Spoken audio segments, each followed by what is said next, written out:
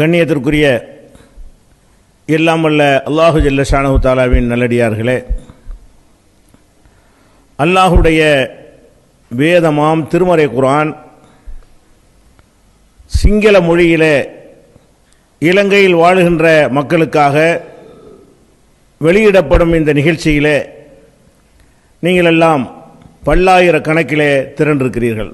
திருக்குர்ஆன் வெளியிடுகிற இந்த நிகழ்ச்சியை ஏன் இவ்வளவு முக்கியத்துவம் கொடுத்து நாம் செய்கிறோம் என்றால் அதற்குரிய அடிப்படையான சில காரணங்கள் இருக்கின்றன.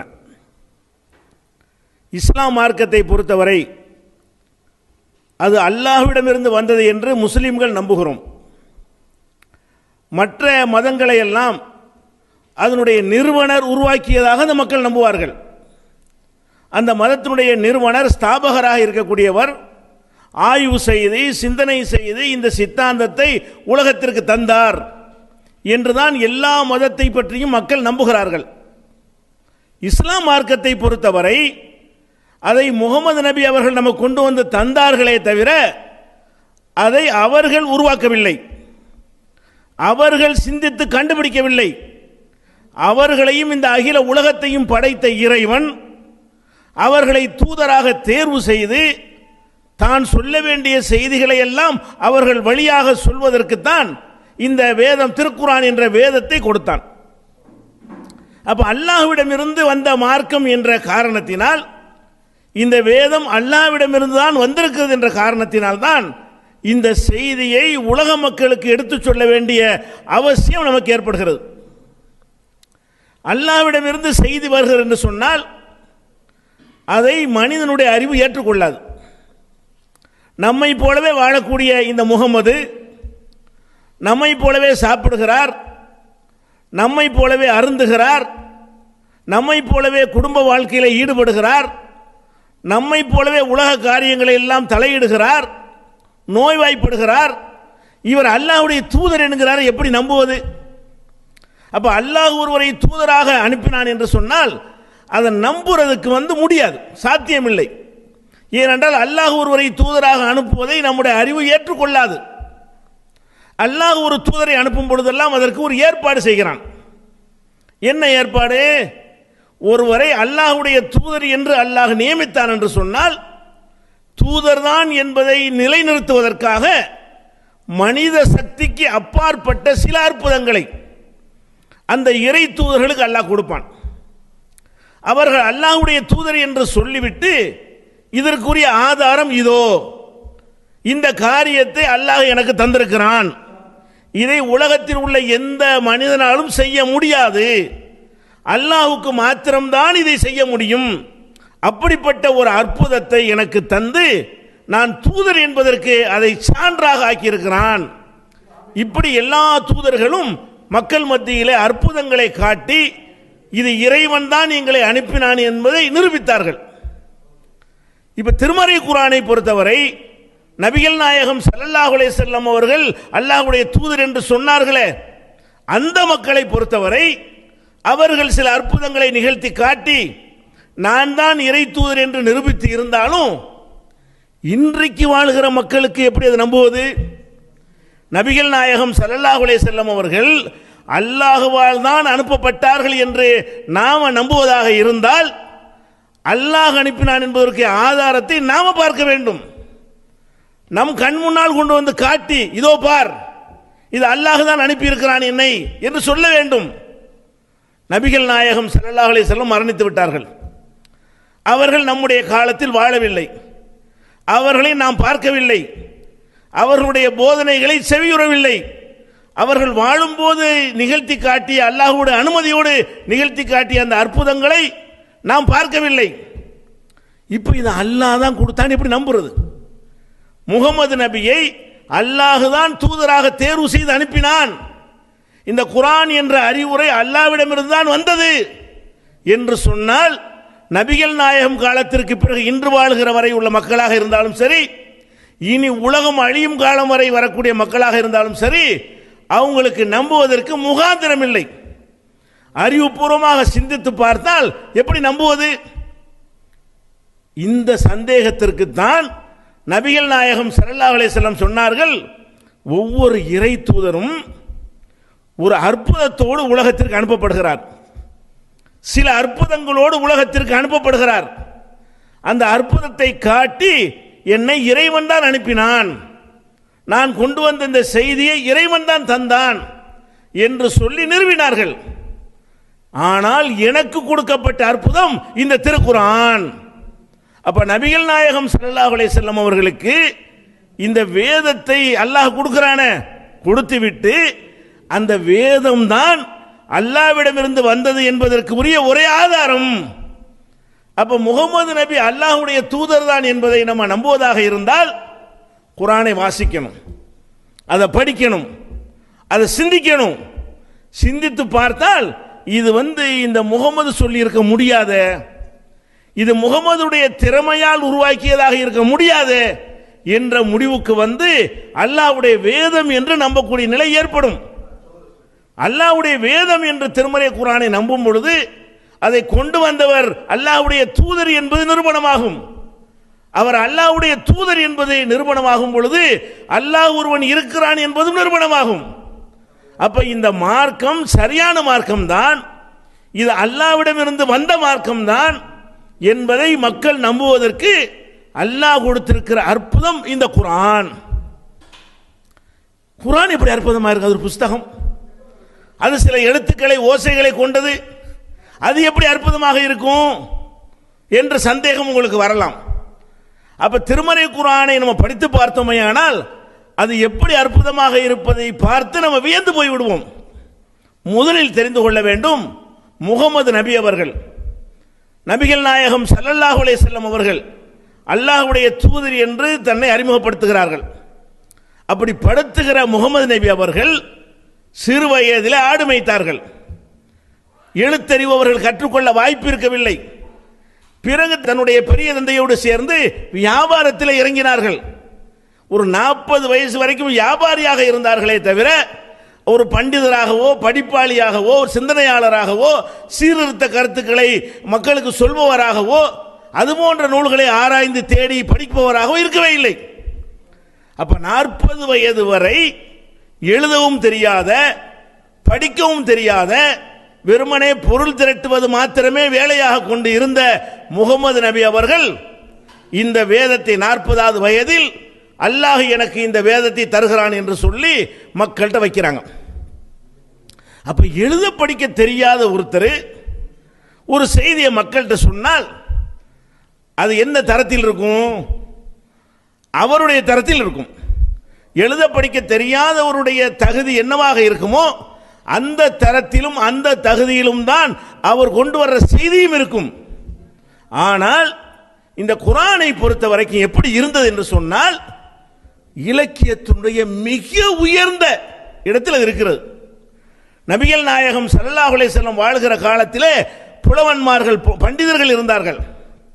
படிக்காதவர்கள் அதிகமாக இருந்தாலும் குறைந்த அளவிலே பண்டிதர்கள் இருந்தார்கள், கவிஞர்கள் இருந்தார்கள், மொழியை கரைத்து குடித்தவர்கள் இருந்தார்கள், இலக்கியங்களை கற்றவர்கள் இருந்தார்கள். இந்த பண்டிதர்கள் மத்தியிலே முகமது நபி அவர்கள் இது அல்லாஹ்விடமிருந்து எனக்கு வந்த செய்தி என்று சொன்னார்களே, அந்த செய்தி அந்த பண்டிதர்களை பிரமிக்க வைக்கிறது. இந்த மனிதர் இப்படி பேசுவாரா? படிக்க தெரியாதவர் இப்படி பேசுவாரா? எதையும் கற்காத ஒருத்தர் இப்படி அற்புதமாக சொல்வாரா? இவ்வளவு அழகு நடையில் சொல்வாரா? இவ்வளவு ஆழமான கருத்துக்களை சொல்வாரா? இவ்வளவு விஷயங்களை உள்ளடக்கியவர் பேசுவாரா என்று பண்டிதர்களும் வியக்கக்கூடிய வகையிலே அந்த குர்ஆனுடைய ஸ்டைல், நடை இருந்தது. இன்றைக்கு கூட நீங்கள் பார்க்கலாம், அரபு மொழியை ஆய்வு செய்யக்கூடிய ஒரு அறிஞர் திருக்குர்ஆனையும் நபிகள் நாயகம் ஸல்லல்லாஹு அலைஹி வஸல்லம் அவர்கள் திருக்குர்ஆன் அல்லாமல் அவர்களாக பேசினார்களே அந்த பேச்சுகளும் பாதுகாக்கப்பட்டிருக்கிறது. அந்த பேச்சையும் எடுத்து பார்த்தால் இது ரெண்டு ஒரு மனிதனுடைய பேச்சு இல்லை. குர்ஆனையும் ஹதீஸையும் அல்லாஹ்வுடைய வேதத்தையும் நபிகள் நாயகத்தினுடைய பேச்சையும் எடுத்து பார்த்தால் அந்த நடை இந்த நடை ஒப்பிட்டு பார்த்தால் இது வெவ்வேறு ஆளுக்கு சொன்னதாக இருக்கிறது என்கிற அளவுக்கு வித்தியாசம். திருக்குர்ஆன் நடை அந்த அளவுக்கு வேறுபட்டதாக இருக்கிறது. அப்ப இதை அந்த மக்கள் கவனிக்கிறார்கள். அது மாத்திரம் இல்லாமல் அதனுடைய தரம், உயர்ந்த தரம் இருக்கு. உயர்ந்த தரத்தில் எழுதப்பட்ட எந்த நூலை எடுத்துக்கொண்டாலும் சரி, அது பாமரனுக்கு விளங்காது. திருக்குறள் எல்லாத்துக்கும் வழங்குமா? திருக்குறள் நடை உயர்ந்தது, அதில் யாருக்கும் சந்தேகம் இல்லை. பண்டிதர்கள்லாம் அதை பாராட்டுவார்கள், சந்தேகம் இல்லை. ஒரு பாமரன்ட்டு போய் அந்த குறளை வாசித்து இதுக்கு அர்த்தம் சொல்லு, இது என்ன சொல்லுதுன்னு விளக்கு என்று கேட்டால் அவன் திரு என்று முடிப்பான். ஏன்? எவ்வளவுக்கு உயர்ந்த தரமாக இருக்கிறதோ அந்த அளவுக்கு சாதாரண மக்களை விட்டு அந்நியப்பட்டு போயிடும். உயர்ந்த தரமாக இருக்க வேண்டும் என்று சொன்னால் அது எப்படி இருக்கணும்? சாதாரண மக்களுக்கு புரியாம பண்டிதன்மார்களுக்கு மாத்திரம் புரியக்கூடிய வகையில் இருந்தால்தான் அது உயர்ந்த தரம். திருக்குரான் எப்படி இருக்கிறது என்று சொன்னால், உயர்ந்த தரத்திலே இருக்கிறானே அவன் பார்த்து ஆச்சரியப்படுறான். சாதாரண மக்கள் இருக்கிறார்களே அவர்கள் விளங்கிக் கொள்கிறார்கள். எழுத படிக்க தெரியாத அந்த சமுதாயம், உம்மி சமுதாயம் என்று அல்லாஹ் சொல்லக்கூடிய அந்த அப்பாவி சமுதாயம், திருக்குரானை நபிகள் நாயகம் ஸல்லல்லாஹு அலைஹி வஸல்லம் சொன்ன பொழுது அதற்கு கட்டுப்பட்டார்கள், விளங்கினார்கள். அதன் அடிப்படையில் நபிகள் நாயகத்திற்கு பின்னால் அணிதிரண்டார்கள், பண்டிதர்களும் திரண்டுகிறார்கள். அப்ப உயர்ந்த நடையில் உள்ள ஒரு நூல் பண்டிதர்களாலும் குறை சொல்ல முடியாமல் சாதாரண மக்களும் புரிந்து கொள்ளக்கூடிய வகையில் இருக்குமையானால் இதை விட ஒரு அற்புதம் என்ன வேணும்? இன்னைக்கும் இப்படி யாராலும் ஏற்ற முடியாது. பெரிய நூல், இலக்கிய நூல் எழுதிட்டாரு, அந்த பரிசு இந்த பரிசு வாங்குறான்னு வைங்களேன், அதை சாதாரண பொதுமக்கள்கிட்ட படிக்க சொன்னா விளங்காது. வாசிப்பானதை தவிர தமிழ்ல தான் இருக்குமே தவிர அர்த்தம் தெரியாது. முகமது நபி கொண்டு வந்த அந்த குர்ஆன் பண்டிதர்கள் பார்த்து ஆச்சரியப்படுறான், பாமர மக்கள் பார்த்து புரிந்து கொள்கிறான். அப்ப அந்த தரத்தில் இன்றைக்கு வரைக்கும் எந்த மொழியிலும் உலகத்தில் யாராலும் ஒரு நூலை கொண்டு வர முடியாது. அப்ப மனிதனால் முடியாத ஒன்றை அவர் கொண்டு வந்தார் என்று சொன்னால் அது அவருடையது அல்ல, அது முகமது நபி உண்டாக்குனது அல்ல, அவரை படைத்த இறைவன் கொடுத்தது. இப்படி அந்த குர்ஆன் என்பது ஒரு அற்புதமாக இருக்கிறது. இன்னும் சொல்ல போனால் ஒரு நூல் எப்படியெல்லாம் அற்புதமா இருக்குன்னு பாருங்க. திருக்குர்ஆனை வைத்து தான் இஸ்லாம் உண்மை என்று நம்ம நிரூபிக்கும் நிலையில் இருக்கிறோம். அது எப்படி அற்புதமாக இருக்கிறது? ஒரு நூலை நம்ம எழுதுகிறோம், அல்லது நமது காலத்தில் உள்ள சில அறிஞர்கள் கூடி எழுதுகிறார்கள். ஒரு 100 பேர் 500 பேர் கொண்ட ஒரு குழுவை எழுதுகிறார்கள் என்று வைத்துக் கொள்வோம். அந்த நூல் எழுதப்பட்ட காலத்திலேயே பல பேர் படித்து பார்த்து விட்டு இதில் இத்தனை பிழைகள் இருக்கு என்று சொல்வார்கள். சரி, ஒரு பிழையும் வராத அளவுக்கு 500 பேர் சேர்ந்து எழுதிட்டான்னு வைங்க, நிறைய ப்ரூஃப் பார்த்து திரும்ப திருத்தி கடைசியில் வெளியிட்டான்னு வைங்க. ஒரு 50 வருஷம் கழிச்ச பிறகு பார்த்தால் அதில் உள்ள பல விஷயம் பிழையா இருக்கும். ஏன்? எந்த ஒரு மனிதனும் தன் காலத்தில் இருக்கிற ஞானத்திற்கு தக்கவாறு தான் சிந்திப்பான், தன் காலத்தில் இருக்கிற அறிவுக்கு கொண்டுதான் அவன் முடிவு செய்வான். நம்ம காலத்தில் சரி நினைத்து கொண்டு அதன்படி ஒரு நூலை எழுதி இருப்போம். பிறகு வந்த கண்டுபிடிப்புகள், பிறகு வந்த அறிவியல் உண்மைகள் இதெல்லாம் பொய், அந்த காலத்தில் விளங்காம எழுதி போட்டாங்க என்று பிறகு வந்தவர்கள் கண்டுபிடிப்பார்கள். 50 வருஷம் எந்த நூலும் தாக்கு பிடிக்காது. எந்த ஒரு நூலை எடுத்துக்கொண்டாலும் சரி, ஒரு 50 ஆண்டுகள் கடந்த பிறகு இவ்வளவு பிழை இருக்கு, அந்த காலத்தில் விளங்காம சொல்லிவிட்டார்கள், இப்ப நம்ம விளங்குற காலத்தில் இருக்கிறோம், அதனால இன்னது பிழை என்று கண்டுபிடித்து விடுவார்கள். திருக்குர்ஆன் என்ன போன வாரமா வந்தது? ஒரு மாசமா ஆகுது. 1400 ஆண்டுகள் கடந்து விட்டது. உலகம் முழுவதற்கும் அந்த செய்தி மறைக்கப்படாமல் கொண்டு சேர்க்கப்பட்டிருக்கிறது. உலகமெல்லாம் என்ன செய்கிறார்கள்? தங்களுடைய மதத்தினுடைய அடித்தளத்தை எல்லாம் தகர்த்து இஸ்லாம் மக்களை வென்றெடுப்பதால் அவர்களுக்கு ஏற்பட்ட பொறாமையின் காரணமாக, வெறுப்பின் காரணமாக குர்ஆன்ல குறை காண்பதற்காக கண்ணில் விளக்கெண்ணெய் ஊற்றி கொண்டு தேடிக்கொண்டிருக்கிறார்கள். 14 நூற்றாண்டுகளாக ஒரு பிழையை சுட்டி காட்ட முடியல. குர்ஆன்ல ஒரு மனுஷன் கொண்டு வந்த நூல்னு சொல்லி இது முகமது தான் கொண்டு வந்தாரு, அதுக்கு ஆதாரம் பிழைகள் இருக்கிறது என்று சொல்லலாம்ல. அப்ப அந்த பிழைகளை காட்டி, அல்லது காலத்திற்கு பொருந்தாத கருத்துக்கள் இருக்கிறது, அல்லது விஞ்ஞானத்துக்கு முரணாக இருக்கிறது, நடைமுறை சாத்தியமில்லாது இருக்கிறது, மனிதனை நாசப்படுத்தக்கூடிய கோட்பாடுகள் இருக்கிறது என்று சொல்லி தக்க சான்றுகளோடு நிரூபித்து விட்டார்கள் என்று சொன்னால் குர்ஆனை நம்பி போறவங்களை தடுத்துடலாம், முஸ்லிமாக வரக்கூடிய மக்களை தடுத்து நிறுத்த முடியும். அதற்கு பெரிய பெரிய முயற்சிகளை செய்து கொண்டிருக்கிறார்கள், அதற்காக பாடுபடுகிறார்கள். பக்கத்திற்கு பக்கம் நாம் குர்ஆனை படிப்பதை விட வரிக்கு வரி படிக்கிறார்கள். வார்த்தைக்கு வார்த்தை படிக்கிறார்கள். படித்துவிட்டு ஒரு முரண்பாடையும் சொல்ல முடியவில்லை. முரண்பாடு என்று சில விஷயங்களை உளறுகிறார்கள். ஒரு சராசரி முஸ்லீம் அதற்கு பதில் சொல்லிவிடுவான். அந்த அளவிற்குத்தான் காட்ட முடியுதே தவிர குர்ஆன்ல எந்த முரண்பாடையும் காட்ட முடியல. 14 நூற்றாண்டா ஒரு புஸ்தகம் இதில் பிழை இல்லை என்று அதுவே சொல்லுகிறது. லா யஅதிஹில் பாத்திலு மின் பைனி யதைஹி வலா மின் கல்பிஹி. இந்த குர்ஆனிலே முன்னும் தவறு இல்லை, பின்னும் தவறு இல்லை. குர்ஆனே சொல்லுகிறது. லவ் கான மின் இன்தி கைரில்லாஹி லவஜது ஃபீஹி இக்திலாஃபன் கதீரா. இந்த குர்ஆன் அல்லாஹ்விடமிருந்து வராமல் மனிதனிடமிருந்து வந்திருந்தால், முகமது உண்டாக்கி இருந்தால் ஏராளமான முரண்பாடுகளை அவர்கள் பார்த்திருப்பார்கள். ஒரு முரண்பாடு இல்லை, பொய் இல்லை, முரண்பாடு இல்லை, காலத்திற்கு ஒவ்வாத கருத்து இல்லை, மனிதனை சீரழிக்கக்கூடிய சித்தாந்தங்கள் இல்லை, எல்லாமே நல்லதாக இருக்கிறது. 14 நூற்றாண்டா நிலைத்திருப்பது எந்த புஸ்தகத்தையா சொல்லுங்க நிலைத்திருக்குதுன்னு சொல்லி. புஸ்தகம் நிலைத்திருக்கும், கருத்து நிலைத்திருக்காது. புஸ்தகங்கள் அந்த புஸ்தகங்களை வச்சிருப்பாங்க. நபிகள் நாயகத்திற்கு முந்தி எழுதப்பட்ட திருக்குறள் கூட இருக்கத்தான் செய்கிறது. அப்ப திருக்குறள் புஸ்தகம் இருக்கிறது, அந்த கருத்து நிக்குதா? இல்ல. அவர் என்ன சொல்றாரு திருக்குறள்ல? தெய்வம் தொழால் கொழுனன் தொழுதழுவால் பெய்யன பெய்யும் மழை. புருஷனை தொழாதா, கடவுளை வணங்காமல் கணவனை ஒருத்தி வழங்குவானையானால் பெய்யின மழை பெஞ்சிருங்கிறார். இது பொருந்துமா? கணவனை வணங்கலாமா? கணவன் கடவுளா? கணவனை ஒருத்தி வணங்கினால மழை பெஞ்சிருமா? அப்ப மழை பெய்வதற்குன்னு சில காரண காரியங்கள் அறிவியல் இருக்கிறது. அதன்படிதான் மழை பெய்யுமே தவிர மனைவி புருஷனை தொழுதால் மழை பெய்யும் என்பது அறிவியலா? டெய்லி பார்க்கக்கூடிய நிகழ்ச்சியா? இதை பார்த்து விட்டு வள்ளுவர் மெய்யாக சொல்லியிருக்கிறான்னு சொல்ல முடியுமா? ஆனா நல்ல நடன்னு சொல்லிக் கொள்வார்கள். அது என்னோட அது பிரச்சனையே இல்லை. நல்ல நடை என்பது பிரச்சனை இல்லை. திருக்குறள் நல்ல நடையா இருந்துட்டு போகுது. இன்னைக்கு இந்த காலத்தை நிற்குமாண்ட நிற்காது. கண்டது மண்ணும் ஓர் நாள் அலர் மண்ணும் திங்களை பாம்பு கொண்டட்டுங்கிறாரு. அதாவது சந்திர கிரகணம் எதனால் ஏற்படுது என்று சொல்லும் பொழுது திங்களை பாம்பு கொண்டட்டுங்கிறாரு. சந்திரனை பாம்பு விழுங்கியதை தான் சந்திர கிரகணத்திற்கு காரணம் என்று அன்றைய அறியாமை மக்கள் நினைத்தார்கள். அந்த காலத்தில் அவர் வாழ்ந்த காரணத்தினால் அதையே தன்னுடைய கவிதையிலும் சொல்லி இருக்கிறார். கிரகணம் எதனால் ஏற்படுது என்று சொன்னால், பாம்பு ஒரு பாம்பு இருக்கிறது, அது ஒரு கடவுளுடைய தலையில் இருக்கிறது, அவர் தலைக்கு மேலே சந்திரன் இருக்கிறது, இந்த பாம்பு போய் இதை முழுங்குது, அதனால கிரகணம் ஏற்படுது. அவர் குறை சொல்ல முடியாது, அவர் கடவுள் தூதர் கிடையாது, மனிதர். அவர் காலத்து அறிவை கொண்டு அப்படித்தான் சொல்ல முடியும். அவர் காலத்தில் எந்த மாதிரி மக்கள் புரிந்து வைத்திருந்தார்களோ அதை சொன்னாரே தவிர இன்னைக்கு அது நிற்குமா?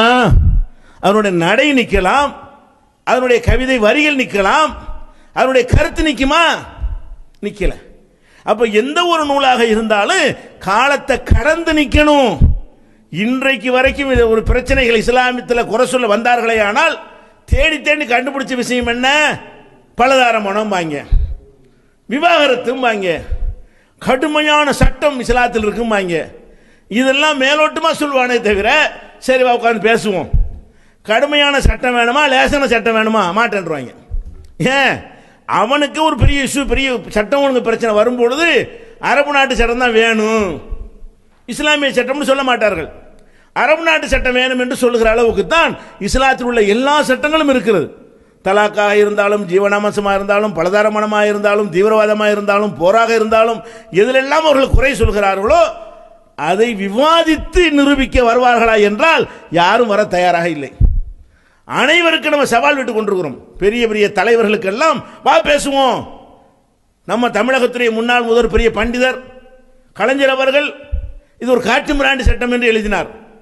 நேரடியாக கடிதம் எழுதணும், வாங்க பேசுவோம். எது காட்டு மிராண்டி சட்டம்? இந்த சட்டம் சரியா, நீங்க சொல்ற சட்டம் சரியா? பேசுவோமா, விவாதிப்போமா? பதில் இல்லை.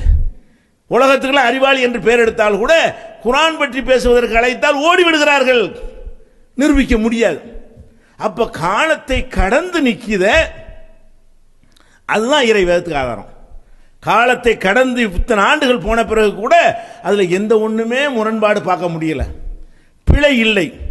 இன்னும் சொல்ல போனா நம்மளே எடுத்துக்கொள்வோம். நீங்கள் ஒரு 25 ஆண்டுகளுக்கு முன்னால் என்னவெல்லாம் நம்பி இருந்தீர்களோ அதுல பாதியை மறுக்கிற நிலைக்கு வந்துட்டீங்களா இல்லையா? நாமெல்லாம் ஒரு 25 வயசுக்கு முன்னாடி எதெல்லாம் நம்பணுமோ அது எல்லாமே தப்பாவில் இருக்கு, வேற மாதிரி கண்டுபிடிச்சிட்டாங்களே. அப்போ 25 வருஷத்துக்கு முன்னாடி நம்ம கருதுன நம்பிக்கையெல்லாம் தூள் தூளாகி கொண்டிருக்கிறது. அப்போ 1400 வருஷத்துக்கு முன்னாடி உள்ள அந்த அறிவை கொண்டு என்ன சொல்லியிருக்க முடியும்? முடியாது. இன்னும் சொல்ல போனால், இப்போ நான் இங்கே பேசிக்கொண்டிருக்கிறேன், நீங்கள் எங்கே இருந்து கேட்டுக்கொண்டிருக்கிறீர்கள்? நபிகள் நாயகம் என்ன சொன்னார்கள்? உலகம் அழிகிறதுக்கு முன்னாடி எத்தகாரபு ஜமான், காலம் சுருங்கிருந்தாங்க. அதை விளங்காம தான் போராட்டம் பண்றாங்க. காலம் சுருங்கி போய்விடும். 2 செகண்ட்ல வந்துட்டோம்ல, இங்க பேசுறது வந்துடா இல்லையா? பிளைட் செலவு மிச்சம், சிரமம் மிச்சம். இங்க இருந்து கொண்டு உங்கள்கிட்ட பேசிக் கொண்டிருக்கிறோம். பேச்சுக்கு தான் ஆளுங்க எதிர்த்தீங்க, பேச்சத்தானே எதிர்த்தீங்க. எதை எதிர்த்தீங்க? கருத்து தானே எதிர்த்தீங்க. கருத்து ஆளை தடுத்த கருத்தை தடுக்க முடியல. உன்னால் ஆள் வருவதை தடுக்க முடிந்ததை தவிர கருத்தை தடுக்க முடிந்ததா? அதிகமான பேர் கேட்பதற்கு அதை அல்லாஹ் உதவியாக்கினானதை. நீ இப்படியெல்லாம் பண்ணி இருக்கல என்று சொன்னா, இந்த மாதிரி எதிர்ப்பு காட்டவில்லை என்று சொன்னால், ஒரு அரசாங்கம் கொடுத்த விசாவை ரத்து செய்திருக்கவில்லை என்று சொன்னால், இது மாதிரி ஒரு கவன ஈர்ப்பு வந்திருக்குமா? உலகம் பார்த்திருக்குமா? அப்படி என்னதான் சொல்றாங்கடா பார்ப்போம். இதுதான் இஸ்லாம். இப்படித்தான் இஸ்லாம். இஸ்லாம் மக்கள்கிட்ட போறது எப்படித்தான்? இவங்களை தூண்டி விட்டு அல்லாஹ் இந்த இஸ்லாத்தின் பக்கம் மக்களை ஈர்க்க வைக்கிறான். அப்ப அந்த மாதிரி நபிகள் நாயகம் அல்லாஹ்வுடைய தூதர் என்பதற்கு என்ன ஆதாரம் என்றால், இது கூட சொல்லிக் கொள்ளலாம். எத்தகாரபு ஜமான், ஜமான் காலம் வந்து சுருங்கி போய்விடும். ரொம்ப ரிஸ்க் எடுத்து செய்யற காரியங்கள், பல நாட்கள் செய்யற காரியம் சில நிமிடங்களில் முடிந்துவிடும். இதுல நிறைய பெரிய அறிவியல் தத்துவம் இருக்குன்னு வைங்களேன். இப்ப நம்ம பேசுவது கூட அதுல ஒரு அம்சம் தான். இப்படி வந்து நபிகள் நாயகம் அல்லாஹ்வுடைய தூதர் என்பதை அவங்களுடைய ஹதீஸ் எப்படி நிரூபித்துக் கொண்டிருக்கிறதோ அது மாதிரி இந்த வேதம் நிரூபிக்கிறது. இன்னும் சொல்ல போனா, அதை குர்ஆனை படிச்சு பார்க்கிறோம். இன்றைய விஞ்ஞானிகள் கூட அநேகம் பேருக்கு தெரியாமல் பெரிய பெரிய விஞ்ஞானிகள் அறிந்திருக்கிறாங்களே, சாதாரண விஞ்ஞானிகள் அறியாமல் இருக்கிறார்களே, அப்படிப்பட்ட விஷயங்களை கூட இந்த குர்ஆன் பேசியிருக்கிறது. உதாரணத்துக்கு சில விஷயங்களை சொல்கிறோம். இப்போ நம்ம அந்த பூமியில் வாழ்றோம். பூமிக்கு மேலே காற்று மண்டலம் இருக்கிறது. அந்த காற்று மண்டலம் தான் நமக்கு முகடாக இருக்கிறது. வானம் ஒன்று இருக்கு, அது வேறு விஷயம்.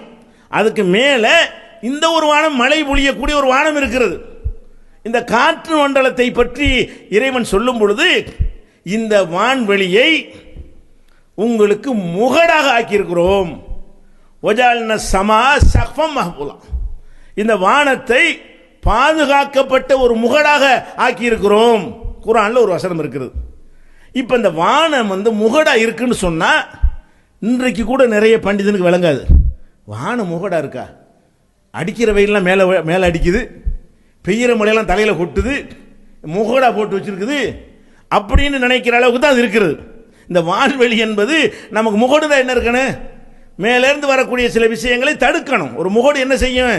ஒரு கொடை கூட தடுக்குதா இல்லையா? ஒரு கொடை துணியா இருந்தால் கூட வெயிலை தடுக்கும், மழையை தடுக்கும். ஒரு ரூஃப் போட்டிருந்தோம் என்று சொன்னால் பல விஷயங்களை நமக்கு தடுத்து விடும். அது முகடு. அப்ப அல்லாஹ் என்ன சொல்றான் திருக்குர்ஆன்ல? வானத்தை உங்களுக்கு முகடாக்கி இருக்கிறோம். வானம் எப்படி முகடா இருக்குது? பார்த்தா ஒன்றும் ஓப்பனாக தான் இருக்கிறது. இங்கேருந்து சூரியன் வரைக்கும் நம்ம பார்க்குறோம், எந்த விதமான முகடும் தெரியவில்லை அப்படின்னு நினைக்கிற அளவுக்கு இருக்குதா? இப்போ ஆராய்ச்சி பண்ணி என்ன செய்கிறாங்கன்னு கேட்டால், இந்த வானம், இந்த காற்று மண்டலம் தான் நமக்கு வானமாக இருக்கிறது. மழை பெய்யக்கூடிய இடம் இருக்கு இல்லையா, அந்த எல்லை வரைக்கும் தான் வானம். அதை ஆய்வு செய்து சொல்லுகிறான், அதில் அது ஒரு முகடாகத்தான், அது மாத்திரம் இல்லை என்று சொன்னால் மனிதனுக்கு பயங்கரமான ஒரு கேடு ஏற்பட்டுவிடும் என்று சொல்ற அளவுக்கு இந்த வானத்தை முகடு என்று எல்லாம் சொல்லி காட்டுகிறான். எப்படி முகடு என்று சொன்னால், இப்போ நம்ம சூரியனையும் பூமியையும் சந்திரனும் எடுத்துக்கொள்வோம். இந்த சந்திரனுக்கும் பூமிக்கு இடையில 3 லட்சம் கிலோமீட்டர் இருக்குன்னு சொன்னாலும் சூரியனோட ஒப்பிட்டு பார்த்தோமே ஆனால் ரெண்டுமே சம தூரத்தில் தான் இருக்கிறோம். சூரியனில் இருந்து பூமியும் சந்திரனும் சமமான தொலைவில் தான் இருக்கிறது. அப்ப சமமான தொலைவில் இருக்குமே ஆனால் சூரியன்ல இருந்து வருத வெயில் இருக்குல்ல, வெப்பம் ரெண்டுக்கு சமமா இருக்கணுமா இல்லையா? சந்திரனில் என்ன வெப்பம் இருக்கிறதோ அந்த வெப்பம் தான் பூமியிலும் இருக்க வேண்டும். பூமியில் இருக்கிற வெப்பம் தான் அங்கேயும் இருக்க வேண்டும். ஆனால் பூமி எடுத்துக்கொண்டீர்களே ஆனால் அது அதிகபட்சம் ஒரு 40 டிகிரி அளவுக்கு வெப்பம் இருக்குது. சில நேரங்களில் அதோட குறையும். 30லேருந்து ஆரம்பித்து 27லேருந்து ஆரம்பித்து ஊட்டி கொடைக்கானல்னா 17 அந்த மாதிரி ஆரம்பித்து ஒரு 40 42 வரைக்கும் அதிக வெயிலில் செத்தான்னு சொல்வதாக இருந்தால் ஒரு 45 டிகிரி சொல்லுவான். அது எப்போவாவது அரிதாக சில நேரங்களில் ஏற்படும். அப்போ 40, 30, 45 இந்த அளவுக்கு வெப்பம் எங்கே இருக்கிறது? பூமியில் இருக்கிறது. சந்திரனுக்கு போனால் அதுவும் சூரியனில் இருந்து அதே தொலைவில் தான் இருக்கிறது. சந்திரனுக்கு போனீர்களே, சில நேரங்களில் பூமியோட கிட்டையும் போகும். சுத்திக்கிட்டு வரும் பொழுது சந்திரன் வந்து பூமியை விட சூரியனுக்கு நெருக்கமாகவும் போகும். அப்படி இருந்தால் அப்ப இதே அளவுக்கு வெப்பம் தானே அங்கேயும் இருக்கணும். சந்திரனில் குறைஞ்சபட்சம் 127 டிகிரி இருக்கிறது. அதாவது 3 மடங்கை விட அதிகம். பூமியில் நம்ம அனுபவிக்கிற வெப்பத்தை விட 3 மடங்கு அதிகமாக சந்திரனில் வெப்பம் இருக்கிறது. அப்ப அந்த தாங்க இயலுமா? முடியாது. அப்ப அங்க மாத்திரம் 3 மடங்கு வெப்பம், இங்க மாத்திரம் அதுல 2 மடங்கு ஃபில்டர் ஆகுதுன்னு சொன்னா அது எதனால் ஏற்படுது? இந்த வானம் கூரையாக இருந்து நமக்கு மேலே இருக்கிற அந்த காற்று கூரை இருக்கிறதே, அது என்ன செய்யுதுன்னு கேட்டா பூமியிலிருந்து வரக்கூடிய சூரியனிலிருந்து வரக்கூடிய வெப்பத்தை ஃபில்டர் பண்ணி வடிகட்டி நிப்பாட்டி வைத்துக் கொண்டு மனிதன் வாழ்வதற்கு தேவையான அளவுக்கு கொண்டாந்து கொட்டுகிறது. அப்ப என்னவா நிக்குது? இப்ப வானம் வந்து முகடா நிக்குதா? வானம்னு ஒன்று இல்லைன்னு வைங்க, சந்திரன் மாதிரி ஓப்பனா விட்டுருந்தான்னு வைங்க, அப்ப என்னவாக? அன்னைக்கே செத்துருவோம். 127 டிகிரி வந்துச்சுன்னு சொன்னா மனிதன் அழிஞ்சு நாசமா போயிடுவான். அங்க காத்து கிடையாது, இந்த முகடு கிடையாது சந்திரன்ல. பூமிக்கு மாத்திரம் அந்த முகடு இருக்கிற காரணத்தினால் அது தடுத்து நிறுத்துது என்று இப்ப கண்டுபிடிச்சு சொல்றான். இதுக்கு முந்தைய முகடுனா விளங்கல.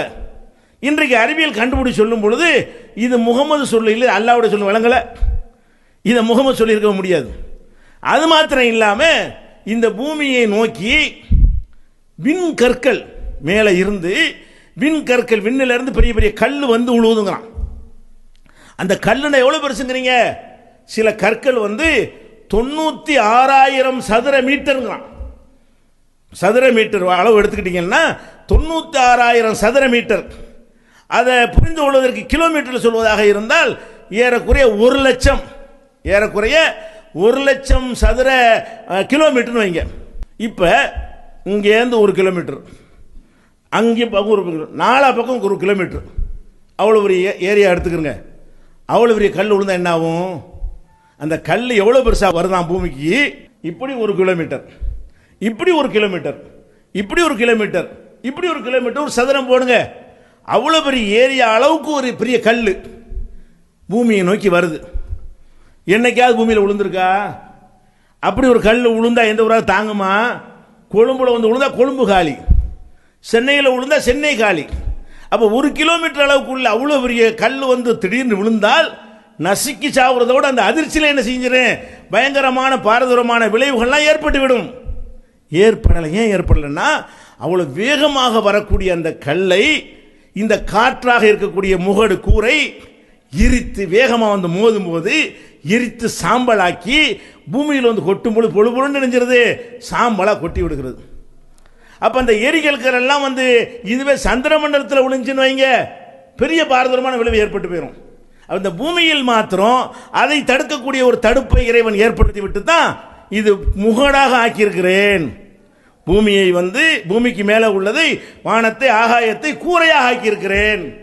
இப்படி ஒருத்தன் படிக்கும் பொழுது ஆக என்னடா இது, இது எழுத படிக்க தெரியாத 14 நூற்றாண்டுக்கு முன்னாடி வாழ்ந்த ஒரு சாதாரண ஒரு மனிதர் சொல்ற பேச்சு மாதிரி இருக்குதா?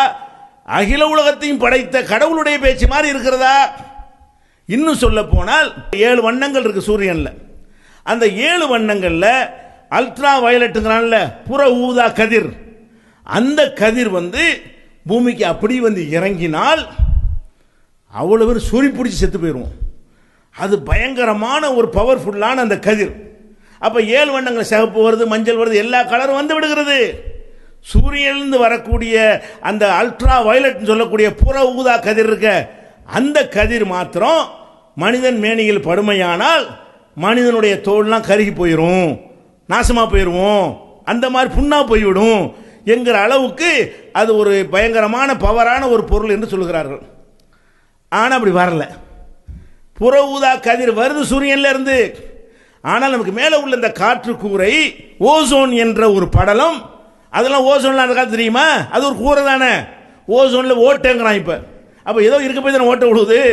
அப்ப ஓசோன் என்ற அந்த படலத்தில் மோதின உடனே புற ஊதா கதிர்களை ஃபில்டர் பண்ணி மற்ற கதிர்களை பூமிக்கு அனுப்புகிறது.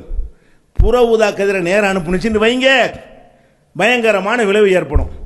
அப்போ இது இந்த வானம் ஒரு கூரையாக இருக்குதுங்கிற ஒரு சின்ன ஒரு சொல்லு, வானம் உங்களுக்கு கூரையாக அமைத்திருக்கிறேன் அப்படிங்கிற அந்த சொல்லுக்குள்ள இவ்வளவு விஷயம் அடங்கி இருக்குது பாருங்க.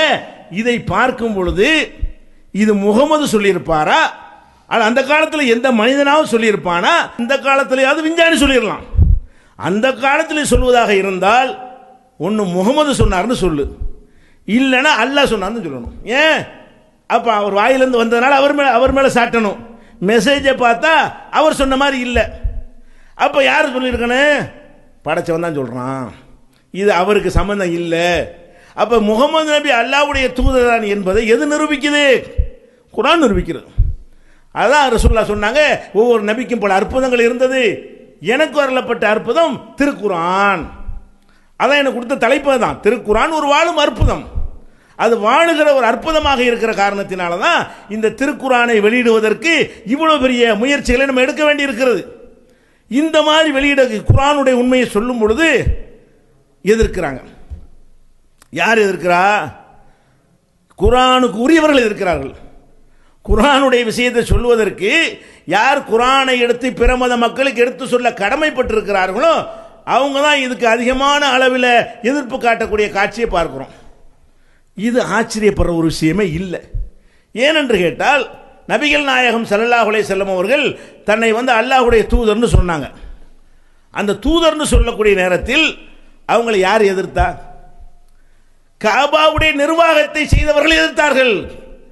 இப்போ எப்படி பள்ளி வாசல் நிர்வகிக்கிறோம் என்று சொல்லிக் கொண்டிருப்பவர்கள் எதிர்க்கிறார்களோ அதே மாதிரி அல்லாஹ்வுடைய முதல் ஆலயமாக இருக்க காபத்துல்லா ஆலயத்தை யார் நிர்வகித்து கொண்டிருந்தார்களோ அவர்களுக்கு தான் தங்களுடைய தலைமை போகிறது, தங்களுடைய ஆணவம் போகிறது, தங்களுடைய வருமானம் போகிறது.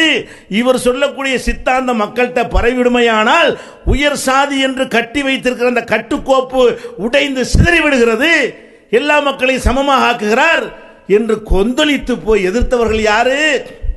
அல்லாஹ்வை நம்பியவர்கள். எதிர்த்தவர்கள் யாரு? அல்லாஹ்வை நம்பியவர்கள். இவர்கள் நம்பியது போலவே, அதே போல அல்லாஹ்வுடைய ஆலயத்தை நிர்வகித்தவர்கள் இவர்கள் நிர்வகிப்பது போலவே. அப்ப அல்லாஹ்வுடைய ஆலயத்தை நம்பியவர்கள் நிர்வகித்தவர்கள் சொல்ல போனால் இப்ராஹிம் நபியுடைய சந்ததிகள். நபிகள் நாயகம் ஸல்லல்லாஹு அலைஹி வஸல்லம் அவர்களை எதிர்த்தவர்கள் யாரு? இப்ராஹிம் நபியுடைய சந்ததிகள். எந்த இப்ராஹிமை உற்ற தோழர் என்று அல்லாஹ் சொல்கிறானோ, ஹலீலுல்லாஹ் என்று சொல்கிறானோ, எந்த இப்ராஹிம் ஒரு சமுதாயமாக திகழ்ந்தார் என்று சொல்கிறானோ, இந்த உம்மத்திலே அவருக்கு செய்த அருள் போல யாருக்கும் செய்ததில்லை என்கிற அளவுக்கு யாரை இந்த மனித குலத்திலே மேல் நிலையில் வைத்திருக்கிறானோ அந்த இப்ராஹிம் நபியுடைய வழித்தோன்றல்கள், காபத்துல்லாவை நிர்வகித்துக் கொண்டிருந்தவர்கள், அல்லாஹ் அல்லாஹ் என்று சொல்லிக் கொண்டிருந்தவர்கள் தான் நபிகள் நாயகத்தை எதிர்த்தார்கள். இப்போ உள்ள ஆச்சரியம் போயிடுச்சா? அதான இவன் அல்லான்னு தான் சொல்றான். அல்லான்னு சொன்னாலும் ஏன் இஷ்டப்படி நடப்பேன்னு அங்கே கலந்துருக்கிறது. மக்கா காபிர் அல்லான்னு சொல்லுவான், சொல்லிட்டு நான் ஒசந்தவன் நீ தாழ்ந்தவன்பான். மக்கா காபிர் அல்லான்னு சொல்லுவான், அதை வச்சு ஏழை மக்கள்கிட்ட புரோகிதத்தின் அடிப்படையில் காணிக்கைகளை உண்டாக்கி கொள்வான். அல்லாஹ் என்று சொல்லுவான், குட்டி குட்டி தெய்வங்களை உண்டாக்கி கொள்வான். இவங்களெல்லாம் அல்லாஹ்விடத்தில் எங்களுக்கு வாங்கி தருவார்கள் என்று சொல்வான், அல்லாஹ்விடத்தில் பரிந்து பேசுவார்கள் என்று சொன்னான். அதே ஆளுக்கு தான் இப்போ இருக்கிறாங்க. மக்கா காபிர்கள் எந்த கொள்கையில் இருந்து கொண்டு நபிகள் நாயகம் ஸல்லல்லாஹு அலைஹி வஸல்லம் சொல்லும்போது எதிர்த்தார்களோ அதே கூட்டம் தான் இப்போ எதிர்க்கிறது. எதிர்க்காவிட்டால் தான் நம்ம ஆச்சரியப்படுவோம். ஏன் இந்த கபரு முட்டிகள் நம்ம எதிர்க்காமல் இருக்கிறார்கள்? ஏன் இந்த பலதெய்வ வணக்கக்காரன் இன்னும் எதிர்க்காமல் இருக்கிறான்? ஏன் இந்த புரோகிதர்கள் நம்மளை எதிர்க்காமல் இருக்கிறார்கள்? ஏன் ஆதிவாசிகள், இஸ்லாத்தின் ஆதிவாசிகள் என்று சொல்லக்கூடியவர்கள் ஏன் இன்னும் எதிர்க்காமல் இருக்கிறார்கள் என்று அப்பதான் ஆச்சரியப்படணுமே தவிர எதிர்த்து ஆச்சரியப்படக்கூடாது. ஏன் இந்த மெசேஜ் அப்படிப்பட்டதுங்க. இது வந்தால் எல்லாத்தையும் உடைக்குமா இல்லையா? நீ அஜர்த்துங்கிற, மௌலானாங்கிற, காலில் விழுவுறான், கை கட்டி நிற்கிற, இது உடையுமா இல்லையா? உன்னால் ஏன் ஏற்றுக்கிற முடியல? ஷேகுங்கிற, மௌலானாங்கிற, உன்னை கும்பிட்றாங்க, பணத்தை கொண்டாந்து கொட்டுறாங்க, நீனு வாங்கிட்டு பாக்கெட்டில் வச்சு போயிட்டு இருக்கிற, இது நடக்குமா?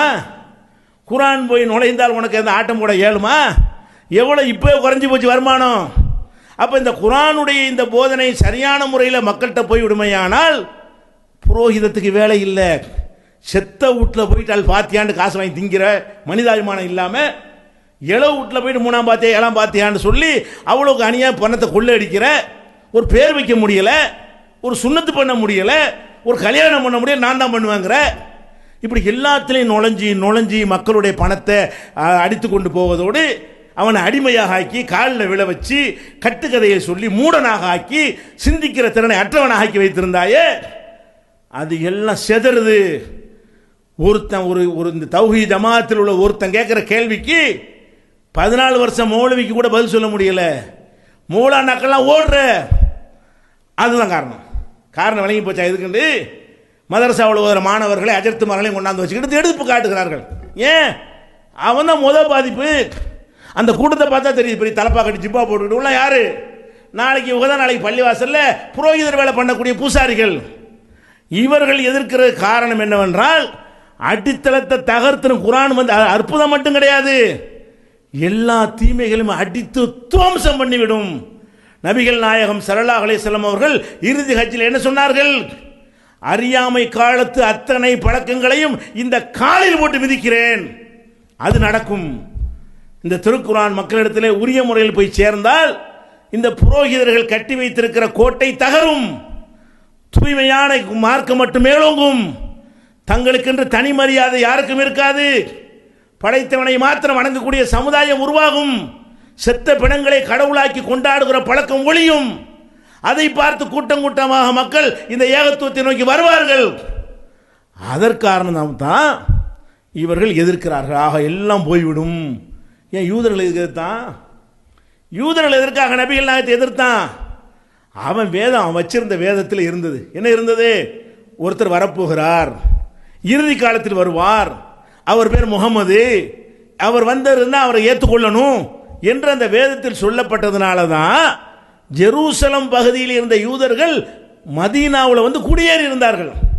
பல தலைமுறைக்கு முன்னால் அந்த முகமது வரும்போது முதல்ல நம்ம ஏற்றுக்கிறோன்னு, அந்த முகமது வரக்கூடிய காலத்தில் நம்ம அங்கே இருந்தால்தான் அவரை ஏற்றுக்கொள்ள முடியும். இல்லாட்டி யூதனுக்கு மதீனாவில் என்ன வேலை? அவனுடைய பூர்வீகம் ஜெருசலம், பைத்துல் முகத்தஸ் பக்கம் இருக்க வேண்டியவன் எதற்காக மதீனாவுக்கு வந்தான்? இந்த முன்னறிவிப்பை வைத்து நம்ம முகமது வரும்போது அங்கே நம்ம இருந்தோமையானால் அவரை பார்க்கலாம். நம்ம பார்க்காவிட்டால் நம்ம பிள்ளைகள் பார்ப்பாங்க, அவங்க பார்க்காவிட்டால் அவங்க பிள்ளைய பார்ப்பாங்க என்பதற்காக வேண்டி பல தலைமுறைகளுக்கு முன்னால் மதீனாவில் குடியேறினார்கள். வந்தவன் என்ன செஞ்சான்? அட நீ எதுக்குடா மதீனாவுக்கு வந்த? இவருக்காக தானே வந்த, இவரை எதிர்பார்த்து தானே வந்த, இவரை ஏற்றுக்கொள்வதற்கு தானே வந்துட்டார்ல, ஏற்றுக்கொள்ளணுமா இல்லையா? அவன் என்ன பண்ணிட்டான்?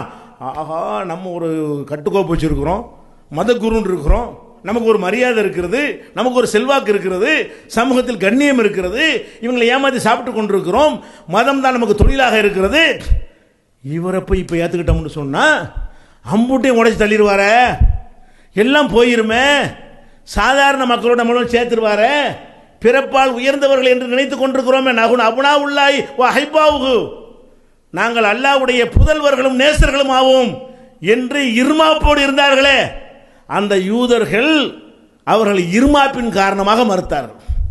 இதான் காரணமே. குரானை எவன் எதிர்ப்பான்னு பார்த்தீங்கன்னு சொன்னால் மக்களை ஏமாற்றி பிழைக்கிற எல்லோருக்கும் இந்த குரான் வெறுக்கத்தக்கதாக தான் இருக்கும். ஒருத்தனுக்கு பிடிக்காது. மக்களுக்கு நல்வழி காட்ட நினைக்கிற எல்லாருக்கும் இது பிடிக்கும். உலகம் நல்லா இருக்குன்னு நினைக்கிற அனைவருக்கும் பிடிக்கும். மனிதன் சிந்திக்கிறவனாக இருக்கணும்னு சொன்னால் அவனுக்கு பிடிக்கும். அனைவரும் ஒருதாய் மக்கள் சகோதரர்கள் சமநிலைதான் என்று நினைக்கிறவனுக்கு பிடிக்கும். இதுக்கு எதிராக உள்ள எவனுக்குமே பிடிக்காது. அதனால தான் இதுக்கு விளங்கிருச்சா? இப்போ குரான் இறைவேதம் என்பதற்கு இதெல்லாம் கூட சான்றாக நமக்கு நிற்கிறது. அதே மாதிரி இன்னொன்றை பாருங்கள். குரானை படிக்கும் பொழுது இப்போ மனிதன் என்ன செஞ்சிட்டான்னு கேட்டால், சந்திரனுக்கு போயிட்டான். போனானா இல்லையாண்டு கதை விட்டுருக்காங்க, போனான்னு வச்சுக்கிடுவோம். ஆம்ஸ்ட்ராங் அனுப்பி 3 லட்சம் கிலோமீட்டருக்கு மேலே இருக்கிறது சந்திரன் பூமியிலேருந்து. அதுக்கு அப்போலோ ராக்கெட் அனுப்பி என்ன செஞ்சான்? ஆம்ஸ்ட்ராங் போயிட்டு வந்துட்டான். நம்புகிறோம். சரி, 3 லட்சம் கிலோமீட்டர் சும்மாவா? 3 லட்சம் கிலோமீட்டர்னா என்னங்கிறேன். அவ்வளோ பெரிய தொலைவுக்கு மனுஷன் போயிட்டான். இப்போ என்னடா செவ்வாய்க்கு போகிறான். செவ்வாய்க்கு வெறும் களத்தை தான் அனுப்பியிருக்கிறான். இப்போ அமெரிக்காவில் நாசா விளம்பரம் பண்ணியிருக்கிறான், அமெரிக்க குடிமகன்கள் தேவை. எதுக்கு தேவை? செவ்வாய்க்கு ஆளை அனுப்ப போகிறோம். அதுக்கு பயிற்சி எடுக்கக்கூடிய ஆட்கள் எங்களுக்கு தேவை, அவங்க 3 முறை அவர்கள் போயிட்டு வர வேண்டும் என்றெல்லாம் விளம்பரம் பண்ணி தகுதி உள்ள குடிமக்கள் வந்து விண்ணப்பிக்கலாம் என்று சொல்லி நாசா அறிவிக்கிறான். அப்போ செவ்வாய் கிரகத்திற்கு வந்து மனிதன் போகாவிட்டாலும் எது போயிடுச்சு? ராக்கெட்டுகள் போய்விடு, விண்கலங்கள் போய்விட்டது. இனி அடுத்து நாய் அனுப்புவான், குரங்கு அனுப்புவான், இறுதியாக மனிதனை நாளைக்கு அனுப்ப போகிறதில்லை. அதற்கான முயற்சி பயிற்சிகளை இப்போது ஆரம்பித்து விட்டான். அதை பார்க்குறோம். அது மாதிரி செவ்வாயின்னா எவ்வளோ தூரங்கிறீங்க? இதாவது 3 லட்சம். 3 லட்சங்கிறது விண்வெளியில் சொன்னோம்னா அது ஒரு கணக்கு. அடுத்த வீடு மாதிரி, அடுத்த வீடு மாதிரி கூட சொல்ல இயலாது, பக்கத்து ரூம் மாதிரி சின்ன தொலைவு 3 லட்சம். செவ்வாய் எவ்வளோ தூரம் தெரியுமா? பூமியில் இருந்து 8 கோடி கிலோமீட்டர். எவ்வளோ தூரம்? 8 கோடி கிலோமீட்டர் தொலைவில் எது இருக்குது? செவ்வாய் இருக்குது. இங்கேருந்து 8 கோடி கிலோமீட்டருக்கு போகிறாங்க. எத்தனை நாள் ஆகும்? ராக்கெட் விட்டால் 2 வருஷம் 3 வருஷம் சென்று போய் சேருது. அப்போ அவ்வளோ தூரத்துக்கு கூட எங்களுக்கு போக முடியும் அப்படின்னு காட்டிட்டான் மனுஷன். குரான் சொல்லுது முடியும். குரான் என்ன சொல்லுது? போக முடியும். ஃபன்ஃபுதுலா தன்ஃபுதுன இல்லாபி சுல்தான். நீங்கள் போங்க, உங்களுக்கு போக முடியும். அதற்குரிய பவரை உண்டாக்கி கொண்டு மேலுலகத்திற்கு எப்படியும் பிரயாணம் செய்யலாம் குரான் சொல்லுகிறது.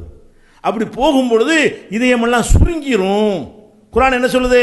மேலே போனீங்க என்று சொன்னால் இதயம் வந்து கண்ணமா எஸ்ஸாது பிஸ்ஸமா, வானத்தில் ஏறி செல்பவனுடைய இதயம் எப்படி சுருங்கி விடுகிறதோ அந்த மாதிரி இவர்களுடைய இதயம் சுருங்கி விட்டது என்று உதாரணம் காட்டும் பொழுது விண்வெளியில் இதயம் சுருங்கும்.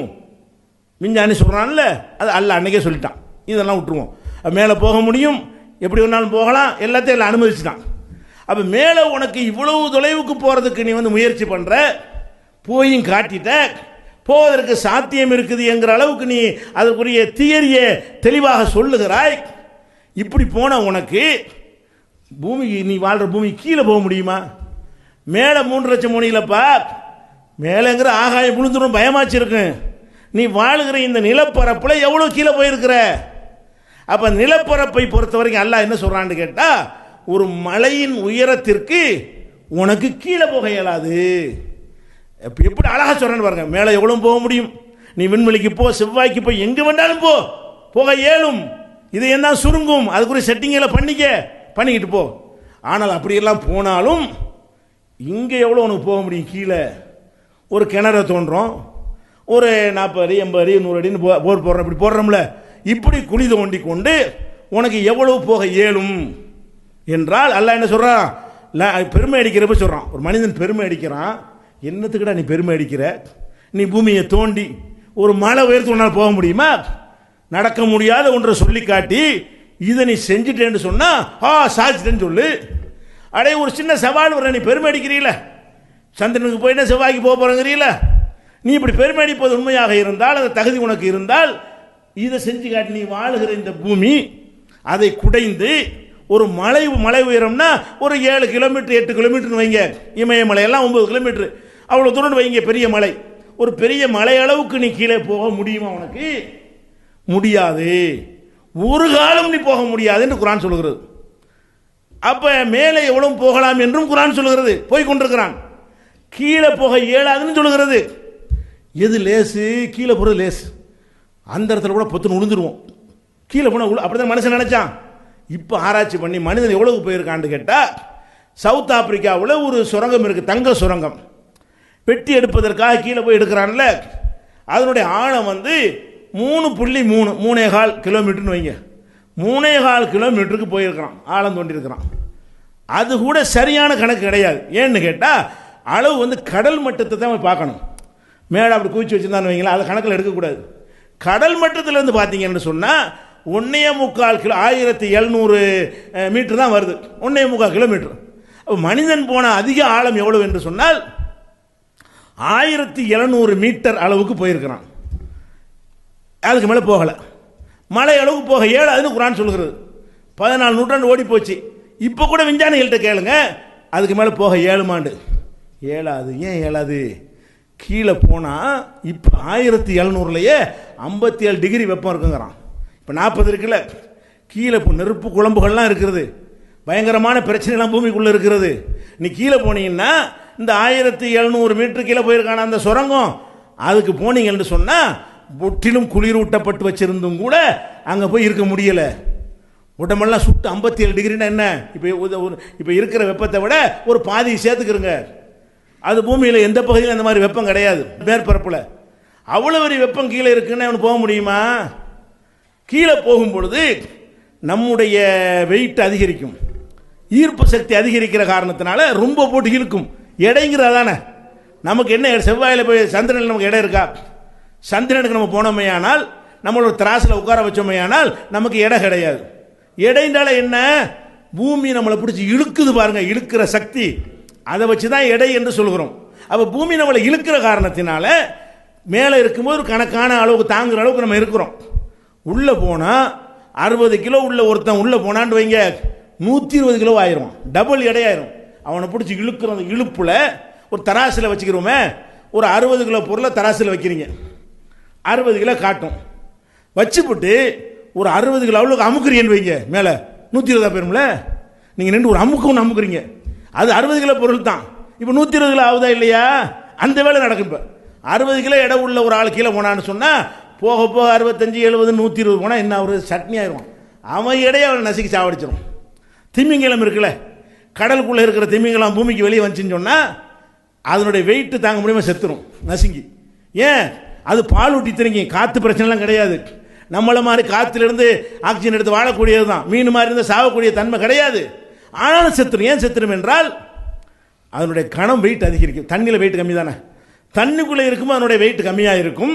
நீங்கள் தண்ணியில் ஒரு ஆள் முக்கி தூக்கி பாருங்களேன், 60 கிலோ உள்ள ஒரு தூங்கினாலும் 30 கிலோ தான் இருப்பான். கையில் தூக்கி தண்ணிக்குள்ளே வச்சு தூக்கி பார்த்தீங்கன்னா, தண்ணிக்கு வேலை தூக்கினா தான் கையை பிடிச்சி அமுக்குவான். அப்போ தண்ணீரில் நிற்கும் பொழுது எடை கம்மியாக இருக்குல்ல, அதுக்கு ஏற்றதாக அந்த திமிங்கலம் இருக்கிறது. தரளி தூக்கி போட்டால் டபுள் எடையாக போயிடுது, அது நசுக்கி செத்துரும். அப்போ அந்த மாதிரியான ஒரு அடிப்படையில் சொல்கிறான், கீழே போக போக வெப்பமும் ஜாஸ்தி, உன் வெயிட்டும் கூடி போயிடும், மூச்சு தணல் ஏற்படும். அப்போ எந்த ஒரு கருவிகளை கொண்டும் உள்ளே போக முடியாது. அப்போ அந்த மாதிரியான ஒரு நிலை இருக்குங்கிறத முகம்மதுக்கு சொல்ல இயலுமா? 1400 வருஷத்துக்கு முன்னாடி வாழ்ந்த எழுத படிக்க தெரியாத ஒரு ஆள் பூமி கீழே உனக்கு போக முடியாது, மேலே எவ்வளோ நாள் போகலாம், எப்படிடா சொல்ல முடியும்? கொஞ்சம் சிந்திக்க மாட்டீங்களா? கொஞ்சம் யோசிச்சு பார்க்க மாட்டேன். இது மனுஷன் எப்படி சொல்லியிருக்க முடியும்? அப்போ அவனே அந்த காலத்தில் அரபியில் என்ன செஞ்சான, நபிகள் நாயகத்தை எதிர்க்கும் போது இது மனித சொல் இல்லைன்ட்டான். மஹாதா கவுலுல் பஷர், இது மனித சொல் கிடையாது. அவனை வியந்தான். அவனை விட லட்சம் மடங்கு நாம வியக்கணும். ஏன்? அவன் நடையை வைத்து வியந்தான், அதனுடைய ரசனையை வைத்து, ராகத்தை வைத்து வியந்து சொன்னான். இப்போ நம்ம எப்படி சொல்லணும்? ஆராய்ச்சி பண்ணி பார்த்துட்டு இது மனிதனுடைய சொல்லின் தரத்தில் இருக்கவே இல்லை. படைச்ச இறைவன் சொன்னால் எந்த தரத்தில் இருக்குமோ அந்த தரத்தில் தான் இருக்கிறது. இதுக்கு தான் இந்த குரானை வெளியிடுறோம் மக்கள்கிட்ட. இது எப்போ ஒன்று சேர்த்துருக்க வேண்டும். குரானுக்கு தமிழாக்கம், நாங்கள்லாம் சிறுவர்களாக இருக்கக்கூடிய நேரத்தில் குரான் தமிழாக்கம் படித்ததில்லை. ஏன் வரல? குரானுக்கு தமிழாக்கம் வரல. வேற என்ன வந்தது? இஸ்லாமியங்கிற பெயரில் கட்டுக்கதைகளை எங்களுக்கு சொல்லி தந்தார்கள். நாங்கள்லாம் சிறுவர்களாக இருக்கும் பொழுது திருமுடி அரக்கன அதீதுன்னு ஒன்று சொல்லி தருவார்கள். அது என்ன அதீதுங்கிறீங்க? நபிகள் நாயகம் பிறந்தவொன்னே அவங்களுக்கு மொட்டை அடித்தாங்களாம். அந்த மொட்டை அடிக்கிறதுக்கு மலக்கு வந்தாராம், ஜிப்ரீல் வந்தாராங்க, அந்த கத்தியை கொண்டுட்டு லட்சப்படைச்ச மலக்குகள் வந்தாங்களாம்.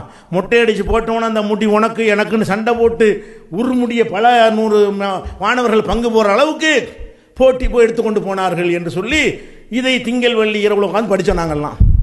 இஸ்லாமியங்கிற பெயரில் குரானை படிக்கவில்லை, இந்த கட்டுக்கதைகள் நமக்கு சொல்லி தந்தார்கள். திருமுடி இறக்கன் அதீது, தலபாத்தியா, முகமது ஹனீபா யுத்த சரித்திரம், பப்பரத்தியார் அம்மான, இது மாதிரியான புஸ்தகங்களில் வெள்ளாட்டி மசாலா, 100 மசாலா, கசசுல் அம்பியா, இந்த மாதிரி கட்டுக்கதைகளை தான் இஸ்லாம் என்று சொன்னார்களே தவிர நாங்கள் எல்லாம் சிறுவர்களாக இருக்கும் பொழுது குரான் தமிழில் வரலன்றாலும் பரவாயில்லை, வரக்கூடாதுன்னாங்க, ஃபத்வா கொடுத்தாங்க. காபிர் பாஷையில் இப்படி மொழிபெயர்க்கிற குரானை, அது தமிழ் காபிர் பாஷையாம். அப்போ தமிழ் காபிர், அபூஜையில் அரபி தான் பேசினா, அரபி காபிர் பாஷை இல்லை. அப்போ அந்த காபிர்களுடைய பாஷையிலான குரானை வந்துச்சு. ரசூல்லா வர்றதுக்கு முன்னாடி இந்த அரபி யார் பாஷை? அபூஜஹில் பாஷை, அபூலஹப் பாஷை, அத்தனை காபிருக்கு அதுதான் பாஷை. அந்த பாஷையில் தான் நல்லா குரானை இறக்கியிருக்கிறான். இவங்க என்ன பண்ணாங்க? தமிழில் மொழிபெயர்க்கக்கூடாது, காபிர் பாஷை, காபிர் பாஷையில் வேதத்தை மொழிபெயர்க்கிறதா அப்படின்னு சொல்லி ஃபத்வா கொடுத்து எவனாச்சும் மொழிபெயர்க்க வந்தால் அவனை அமுக்கிட்டாங்க. ஏன்? மொழிபெயர்த்த ஆட்டங்கன்ற எல்லாமே பேசிக்கே போயிடும். இவங்க எதை இஸ்லாம்னு காட்டி வச்சுருந்தாங்களோ அதுக்கு இஸ்லாத்துக்கு சம்பந்தம் இல்லை. உங்கள் நாட்டில் அத்துவைதம் சொல்கிறவங்களாம் இருக்கானா இல்லையா? உங்கள் நாட்டில் உலகத்தில் பாருங்களேன், இந்த 20ஆம் நூற்றாண்டில் கூட இஸ்லாம்ங்கிற பேரில் ஒருத்தன் பேசுகிறான், நாங்கள் நாங்கள் தமாஷா ஒரு பொழுது போனால் என்ன செய்வோம், அதை போடும், ராவுத்தரப்பா பொரிச்ச மீன் தண்ணியில் விட்டாங்கங்கிறான். அதை உட்காந்து கிறுக்கு போய் கேட்டுட்டு இருக்காங்க. ராவுத்தரப்பா இருந்தாங்களாம், மீனை பிடிச்சாங்களாம், பொரிச்ச மீன் இருந்துச்சா, தண்ணியில் விட்டாங்களாம், ஓடுனுச்சா, அதை ஒரு ருசிகரமாக ஒருத்தன் சொல்கிறான். அட இப்படி கூறுக, எவன்டா ராவுத்தரப்பா, என்னடா பொரிச்ச மீன், எங்கடா இதெல்லாம் பார்த்தீங்க? அப்போ இப்படி எவனா சொல்லி வச்சதையெல்லாம் மார்க்கம்னு சொல்லிட்டு இருந்தானே, அதெல்லாம் நிற்குமா? அதெல்லாம் இந்த குர்ஆன் வந்து மக்கள்கிட்ட போய் சென்றடைந்தால் இந்த கதையெல்லாம் எடுபடுமா? இந்த மாதிரி சொல்லக்கூடியவனெல்லாம் உங்கள் நாட்டில் இருக்கிறான். அவனை எல்லாம் எதிர்க்கவும் மாட்டார்கள். ஏன் அவன் ஏன் எதிர்க்கிறான்? அவனால் இவர் என்ன கேடு? உன் செக்ஷன் நீ சம்பாதிச்சிக்க, என் செக்ஷன் நான் சம்பாதிச்சிக்கிறேன், என்ன கேடுன்னு பங்கு வச்சுக்கிட்டாங்க. தரிக்கா நமக்கு, மதுகப் உனக்கு, தாயத்து உனக்கு, சூனியம் உனக்கு, அத்வைதம் எனக்குன்னு பிரிச்சுக்கிட்டானுவ. ஷேர் பண்ணி சம்பாதிச்சுக்கிட்டு இருந்தா ஏன் எதிர்க்கிறான்? ஒவ்வொருத்தனுக்கும் ஒரு குழு எதிர்க்க மாட்டான். இது வந்தால் மட்டும்தான் நீ தௌஹீத் ஜமாத்துக்கு எதிராக பாருங்கள், அம்புட்டு பேர் ஒன்று சேருவான். அவங்களாம் சேரக்கூடிய ஆட்கள், அவங்களும் எத்தனை சண்டை. தௌஹீத் ஜமாத்துன்னு வந்த உன்னை மாத்திரம் பார்த்தீங்கன்னா அல்ல அப்படி பிரித்து காட்டுறான். இது ஒன்று தான் நெருப்பு அடிச்சு விடும், எல்லாத்தையுமே சுட்டு எரித்து விடும். அந்த ஒரு அடிப்படையில் தான் எதிர்க்கிறார்கள் என்று விளங்கிக் கொள்ளணும். குர்ஆனை எதிர்க்கிற காரணம் என்ன? இந்த விஷயங்கள் எல்லாம் மக்கள் வந்து விளங்கிக் கொள்வார்கள். இன்னொன்று பாருங்கள், ஒரு வசனம் குர்ஆனில் நம்ம தேனியை பற்றி விளங்கியிருக்கோம், பல தடவை சொன்ன விஷயம்தான். தேனிங்கிறது நம்ம ஒரு தேனின்னு ஒரு கொசு இருக்குது. திருக்குர்ஆனில் அந்த பேரில் ஒரு சூறாவும் இருக்குது, அந்நகல். நகல்னா தேனி, தேனி கொசு. அந்த தேனிங்கிற பேரில் குர்ஆனில் ஒரு அத்தியாயமும் இருக்குது. அதுக்காக வேண்டிய அத்தியாயம் பூரா தேனியை பற்றி இருக்காது, 2 வசனத்தில் அதை பற்றி இருக்குது, அதனால் அது பேர். அந்த சூறாவில் நிறைய மேட்டர்கள் இருக்கும். அதில் 2 வசனத்தில் வந்து தேனீக்களை பற்றி அல்லாஹ் சொல்கிறான். இந்த வசனத்தை மட்டும் ஒருத்தன் படித்தானே ஆனால் இது அந்த எழுத படிக்க தெரியாத 14 நூற்றாண்டுக்கு முன்னாடி வாழ்ந்த அறியாமை கால மக்களை சேர்ந்த ஒருவர் சொன்னது இல்லை, சொல்லி இருக்கவே முடியவே முடியாது. இது பெரிய ஜீனியஸ் தான் சொல்லியிருக்க முடியும், அந்த காலத்தில் எந்த ஜீனியஸ் சொல்லியிருக்க முடியாது. அப்போ முகமதை படைத்த இறைவன் தான் சொல்லியிருக்க முடியுங்கிற முடிவுக்கு வருவான். அப்படி என்ன இருக்கிறது? குர்ஆன் சொல்லுகிறது பாருங்க, அல்லாஹ் சொல்லி காட்டுறான். வௌஹா ரப்பு கையில் நகலி, உமது இறைவன் தேனீக்களுக்கு செய்தி அறிவித்தான். இறைவன் வந்து தேனிக்கு ஒரு மெசேஜை கொடுத்தானா, அது நமக்கு தெரியாது. இறைவன் என்ன மாதிரி வேணாலும் கொடுப்பான், யாரோடையும் பேசுவான், எப்படி வேணாலும் ப்ரோக்ராம் பண்ணுவான். ஏதோ ஒரு வகையில் தேனிக்கு என்ன செய்யறான், ஒரு மெசேஜ் அனுப்புகிறான். மெசேஜ் அனுப்ப என்ன செய்யறான்னு கேட்டால், நீ மலைகளில் உன் கூட்டை கட்டிக்க, மரத்தில் கட்டிக்க, மனிதர்கள் உருவாக்குற கட்டடங்கள் இருக்கு அதில் கூட உன் கூட்டை கட்டிக்க, எல்லா இடத்துலையும் கூட்டை கட்டி வாழ்ந்துக்க என்று தேனீக்களுக்கு இறைவன் சொன்னான். இப்படி ஆரம்பிக்க அந்த வசனம். அடுத்து என்ன வருதுன்னா, சும்ம குழி மின்குள்ளி சமராத், எல்லா கனிகள்லையும் நல்லா போய் சாப்பிடு, எல்லா கனிகள்லையும் சாப்பிடு அப்படின்னு சொல்கிறான். அப்போ தேனீக்களை பொறுத்த நம்ம என்ன வழங்கி வச்சிருக்கோம் என்று கேட்டால், தேனீக்கள் வந்து மலர்களில் இருந்து குளுக்கோஸை எடுத்துகிட்டு வருது, அல்லது கனிகளில் இருந்து அந்த குளுக்கோஸை எடுத்துக்கொண்டு வருகிறது. எடுத்துக்கொண்டு வந்து தேனீக்களுக்கு இருக்கக்கூடிய அந்த கூடுகளில் சேர்த்து அதிலிருந்து என்ன செய்கிறது, தேனை உற்பத்தி பண்ணுகிறது அப்படின்னு நினைக்கிறோம்ல. குர்ஆன் சொல்லுகிறது, தேனீக்களுக்கு சொல்லுகிறது, நீ போய் கனிகளை எல்லாம் சாப்பிடு, மலர்கள் உள்ள குளுக்கோஸ் எல்லாம் சாப்பிடு.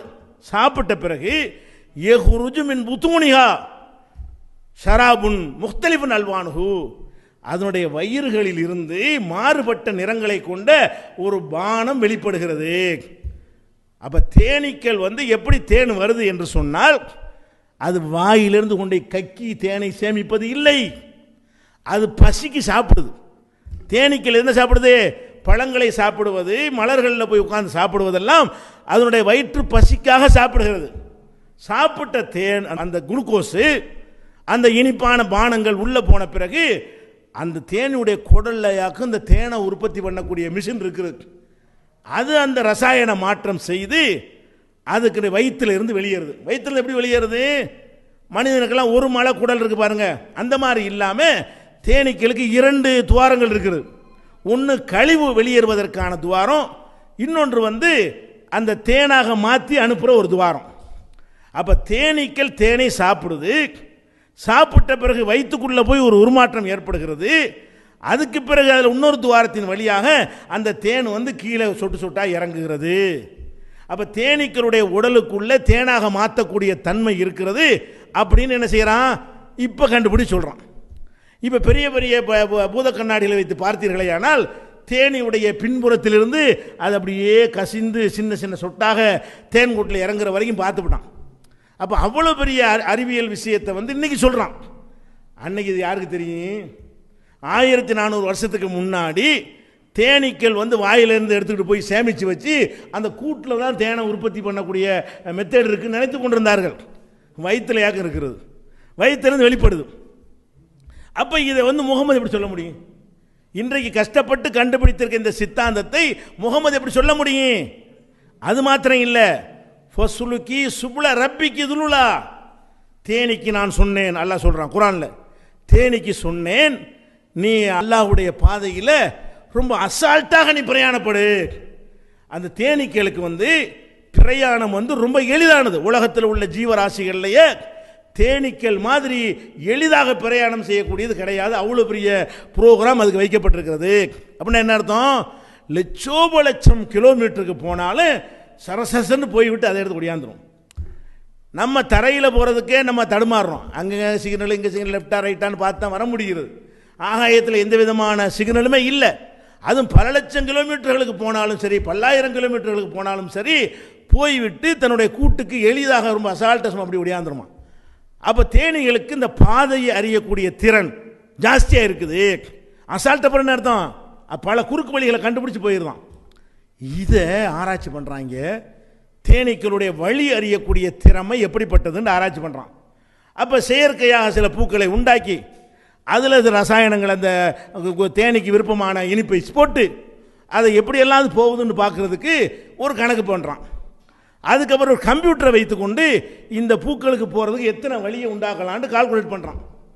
இவன் ஒரு 10,000 வழி குறுக்கு வழியை கண்டுபிடிச்சான்னு வைங்க, தேனி 20,000 வழியை கண்டுபிடிக்குது. கம்ப்யூட்டரை கொண்டு கண்டுபிடித்த வழிகளை விட ஒரு குறிப்பிட்ட இடத்திற்கு போவதற்கு 20,000 குறுக்கு வழிகளை அது கண்டுபிடிக்கிறது. அப்போ அந்த குறுக்கு வழிகளை கண்டுபிடிக்கக்கூடிய திறன் தேனீக்களுக்கு இருக்குன்னு இப்போ கண்டுபிடிக்கிறான். இந்த வசனத்தில் அது இல்லை. ரொம்ப அசால்ட்டை எளிதாக அல்லாஹ்வுடைய பூமியில் போய்கிட்டே இரு, உனக்கு எளிது, எங்கே வேணாலும் போயிட்டு எங்கே வேணாலும் வந்துடலாம். இப்படியான வசனத்தை பார்த்துவிட்டு இதுக்கு இறைவேதம் என்று நம்ப முடியுமா? முடியாதா? இதைத்தான் ரசூலுல்லாஹ் சொல்கிறாங்க, எனக்கு கொடுக்கப்பட்ட அற்புதம் இந்த திருக்குரான் தான். அது மாத்திரம் இல்லை, அதுக்கடுத்து என்ன செய்கிறான்னு கேட்டால், அந்த பூக்களை நோக்கி போவதற்கு மோப்ப சக்தி வேணும். இந்த இடத்துல ஒரு மலர் இருக்குது, தேனி எங்கேயே இருக்கிறது.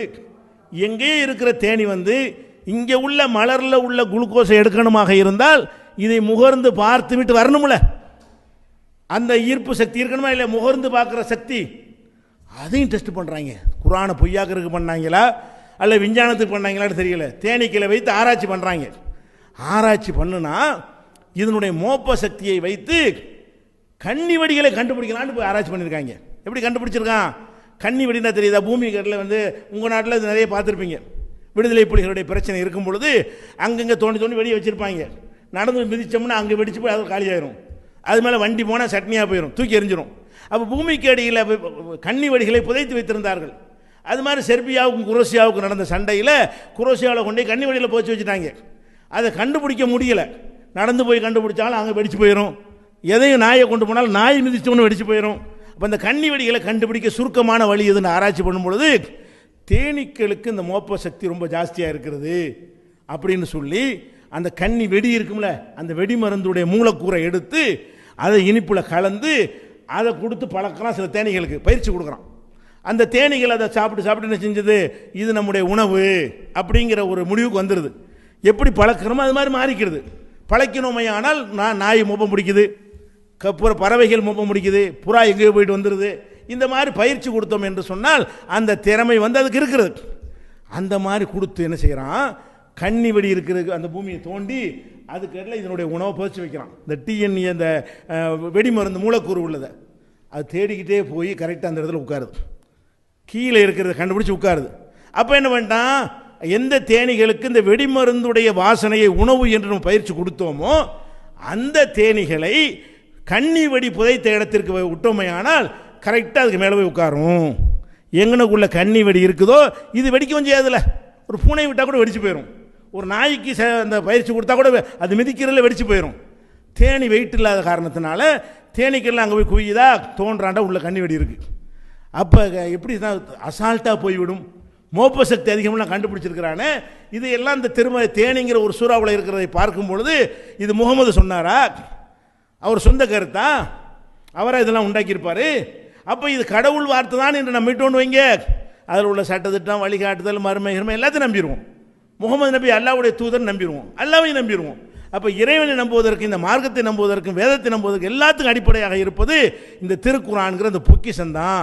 இதை பார்த்து விட்டு எத்தனை பேர் என்ன செய்கிறாங்க, இஸ்லாத்திற்கு வந்தவர்கள்லாம் பார்க்குறோம்.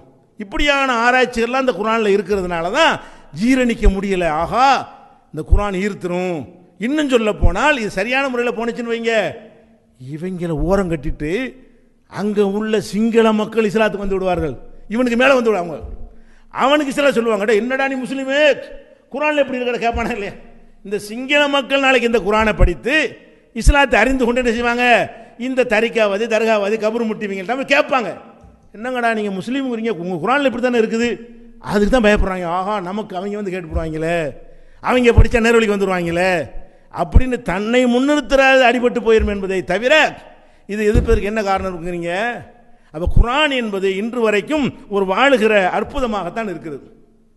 அது மாதிரி நிறைய இருக்குது, நிறைய சான்றுகள் இருக்கிறது. அப்படி தொட்டு தொட்டு காட்டினா போதும், நீ படித்தா நிறைய வழங்கும். இப்போ நம்ம சூரியன் இருக்குது, சூரியன் தான் நம்ம வாழ்வதற்கு முக்கியமான ஒரு ஆதாரமாக உள்ள கோள்களில் சூரியன் ஃபஸ்ட்டு இடத்துல இருக்கிறது. அந்த சூரியனை வைத்தான் இரவு பகலாம் நமக்கு ஏற்படுகிறது. சூரிய ஒளி பட்டால் பகலுங்கிறோம், இப்படி திரும்பிக்கிட்டு போனால் இரவுங்கிறோம். அப்போ சூரிய ஒளி படுறது அது காரணம் என்னன்னு கேட்டால், பூமி வந்து சூரியனை சுற்றுது, சூரியனை வந்து பூமி சுற்றி கொண்டே இருக்கிறது. அது சுற்றி வர்றது ஒரு வருஷம் என்றும், தன்னைத்தானே சுற்றுதில்ல, இப்படி ஒரு சுற்றுதில்ல, இதை வந்து இரவு பகல் என்று ஒரு நாள் என்று வச்சுருக்கிறோம். இப்படி மொத்தமாக சுற்றி முடிக்கிறது வருஷம். சூரியன் இது இங்கே ஆரம்பிக்கிற சுற்று வந்து இப்படி ஒரு சுற்றி சுற்றி இந்த இடத்துக்கு திரும்பி வறுமையானால் அது வந்து 365 நாள் வச்சுருக்கிறான் கணக்கு பண்ணி, அது ஒரு வருஷம். இரவு பகல் எதனால் ஏற்படுது, சூரியனுக்கு முகத்தை முதுவை காட்டுனுச்சுன்னா பகல், முகத்தை காட்டினா இரவு, இப்படி மாற்றி மாற்றி சுற்றுதில்ல, தன்னைத்தானே சுற்றுவது. தன்னைத்தானே சுற்றுவதுங்கிறது ஒன்று, இன்னொன்று சுழல்வதுன்னு சொல்லலாம். அதை சுழல்வது ஒன்று, சூரியனை சுற்றுவது ஒன்று. இப்படி இரண்டு இயக்கங்கள் பூமிக்கு இருக்கிறது. இதை கூட லேட்டாக தான் கண்டுபிடிச்சான் மனுஷன். இதை சொன்னது தான் கலீலியோங்கிறோன்னு அடிச்சு கொண்டாங்க, விளங்குதா. இதை கூட ரொம்ப லேட்டாக தான் கண்டுபிடிச்சிருக்கிறான். ஆனால் குர்ஆன் என்ன சொல்லுது தெரியுமா, இன்றைக்கு கூட பல விஞ்ஞானிகள் அறியாமல் இருக்கிறார்களே, அந்த பேருண்மையை சொல்லுகிறது. என்ன பேருண்மை, சூரியன் வந்து இருக்குதுல்ல, அதை பூமி சுற்றுது, ஓகே, அது தன்னைத்தானே சுற்றுது, ஓகே. சூரியன் என்ன பண்ணுது, அது அப்படி இருந்துக்கிட்டே இருக்குதா, அல்ல அது சுற்றிக்கிட்டே ஒரு இடத்துல அப்படி ஸ்திரமாக நிற்குதா அப்படின்னு பார்த்தா அப்படி தான் முதல்ல நினச்சாங்க. ஆரம்பத்தில் அப்படி நினச்சாங்க. இப்போ என்ன செய்கிறாங்கன்னு கேட்டால், ஒரு மணிக்கு 9 லட்சம் கிலோமீட்டர்லாம் கவனிச்சுக்கிறேன். ஒரு மணி நேரத்திற்கு எவ்வளோ நேரம், 9 லட்சம் கிலோமீட்டர் வேகத்தில் ஓடுது சூரியன். இந்த இப்போ இங்கே இருக்கிற சூரியன் ஒரு மணி நேரம் கழித்து பார்த்தீங்கன்னா 9 லட்சம் கிலோமீட்டருக்கு அப்பால் போயிருக்கும். அப்போ பூமியை விட்டுட்டு போயிடாது, இழுத்துக்கிட்டே போகும். அது ஒரு விஷயம். இந்த பூமி அந்த கோள்கள்லாம் இழுத்து கொண்டு சூரியன் நம்மளும் போயிட்டோம். இப்போ ஒரு மணி நேரத்தில் நம்ம ஆரம்பிக்கும் போது இருந்ததை விட 9 லட்சம் கிலோமீட்டர் வந்துட்டோம். இப்போ ஏன், சூரியன் அவ்வளோ வேகமாக ஓடிக்கொண்டிருக்கிறது. அப்போ ஒரு மணி நேரத்தில் நான் பேசினேன் என்று சொன்னால், நான் பேச ஆரம்பிக்கும் பொழுது சூரியன் எந்த இடத்தில் இருந்ததோ அதிலிருந்து முடிக்கும் பொழுது 9 லட்சம் கிலோமீட்டர் ஓடிவிட்டது. அது மட்டும் ஓடவில்லை, நான் இருக்கிற பூமி இழுத்து கொண்டு ஓடுகிறது, சந்திரனை இழுத்து கொண்டு ஓடுகிறது, செவ்வாய், சுக்கிரன், புதன், வியாழன் அத்தனை இழுத்து கொண்டு ஓடுகிறது. 9 லட்சம் மைல் வேகத்தில் ஓடுதுங்கிறத இப்போ கண்டுபிடிக்கிறான். இன்னும் சொல்ல போனால் 9 லட்சம் மைல் வேகத்தில் போகிறதா எவ்வளோ பெரிய ஸ்பேஸ் வேணும். ஒரு மணி நேரத்துக்கு 9 லட்சம், ஒரு நாளைக்கு எவ்வளவு படைக்கப்பட்டிருந்து பார்த்தா இந்த விஸ்தீர்ணது கணக்கில் வருமா, மனுஷனுடைய கால்குள்ள கம்ப்யூட்டரில் அடங்குமா. அல்லாஹ் அது சொல்லி காட்டுறான். எப்படி சொல்கிறான், வஷம்சு தஜ்ரி, சூரியன் ஓடிக்கொண்டே இருக்கிறது. சுப்ஹானல்லாஹ், இப்படி யாரும் சொல்ல முடியும்.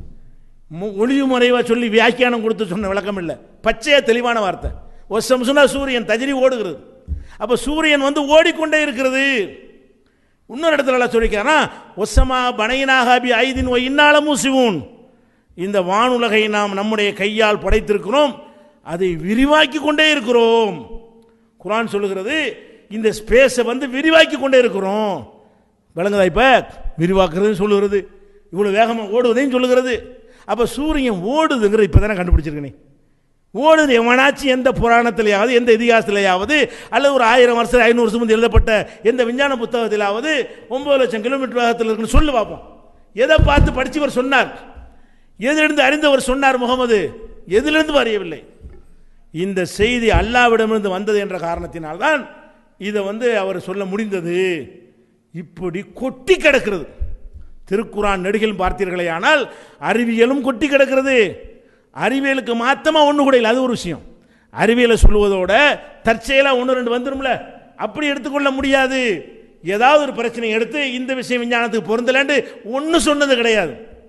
அது மாத்திரம் இல்லாமல் அதனுடைய கொள்கை இது மாதிரியான ஒரு கொள்கை உலகத்தில் ஏதாவது இருக்கா?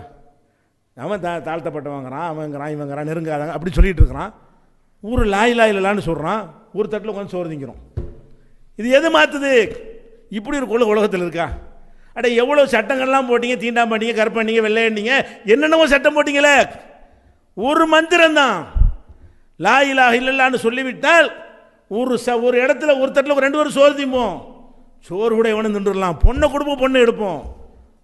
அப்போ இந்த இந்த இந்த பிரச்சனைக்கு தீர்வு குர்ஆன்லான இருக்கிறது, இந்த மார்க்கத்தில் தானே இருக்கிறது. உலகத்தில் தீர்க்க முடியாத எந்த பிரச்சனை எடுத்துக்கொண்டாலும் தீர்வு குர்ஆனில் இருக்கிறது. அதையே முழுசாக பேசிக்கொண்டே போக முடியாது. தொட்டு காட்டி விட்டோம். உங்கள் கையில் இருக்கிற சிங்கள மொழிபெயர்ப்பு இருக்கிறது, மற்ற மக்கள்கிட்ட தமிழ் மொழிபெயர்ப்பு இருக்கிறது. அதை இல்லாதவர்கள் வேறு மொழிபெயர்ப்பு வைத்துக் கொள்ளுங்கள், படித்து பாருங்கள், குர்ஆனை விளங்கி படியுங்கள், சிந்தித்து பாருங்கள். ஏன் இந்த குர்ஆனை அன்றைக்கு எதிர்த்தார்கள் என்று யோசித்து பாருங்கள். யார் எதிர்த்தார் என்று யோசித்து பாருங்கள். முகமது நபி எதிர்த்தார்கள், அவங்களாம் யார்? எதற்கு எதிர்த்தார்கள்? இப்போ ஏன் எதிர்க்கிறார்கள் என்று பாருங்கள். தௌஹீத் ஜமாத்தை ஏன் எதிர்க்கிறார்கள்? எதற்காக எதிர்க்கிறார்கள்?